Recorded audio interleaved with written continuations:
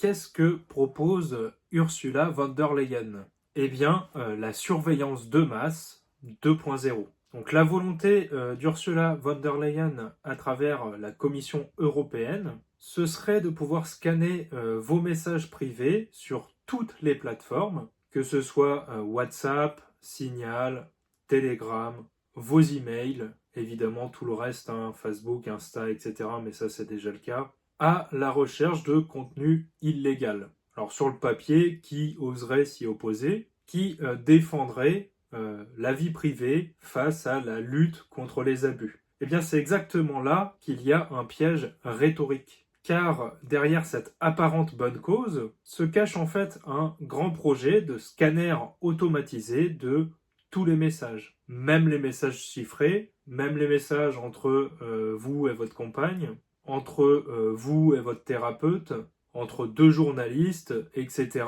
etc. En gros, c'est l'intrusion généralisée par défaut. Ce qu'il faut comprendre ici, c'est qu'en fait, la vie privée, ce ne sera plus un droit. La vie privée, ça va devenir en fait une anomalie suspecte. Et je peux pas m'empêcher de penser à 1984 de George Orwell. Vous savez, le personnage principal dans 1984 vit dans une société où chaque pensée, chaque mot, chaque parole est absolument surveillée. La surveillance y est omniprésente. Dans 1984, on ne lit pas seulement ce que tu dis. On veut essayer de deviner ce que tu vas penser. C'est le fameux crime par la pensée, le thought crime. Bon, je ne sais pas si je prononce bien. Enfin bref, ça c'est de l'ordre de la fiction.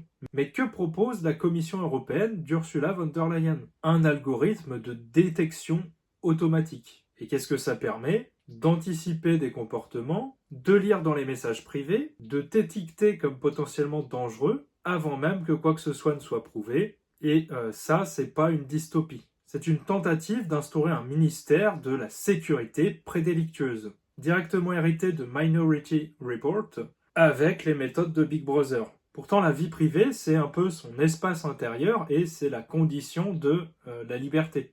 Ce qu'Orwell savait et ce que les technocrates feignent d'ignorer, c'est que sans vie privée, il n'y a pas de liberté possible. Évidemment, sans liberté possible, ça veut dire qu'il n'y aura pas de pensée critique, pas de rébellion, pas d'amour vrai et pas d'amitié sincère. Un monde sans vie privée, c'est un monde où l'être humain, l'âme humaine, n'ose plus se mouvoir. C'est un monde où on apprend à se trahir soi-même pour espérer survivre. Le personnage principal d'Orwell, il tient un journal secret. C'est un peu son dernier refuge. Imagine que là, t'es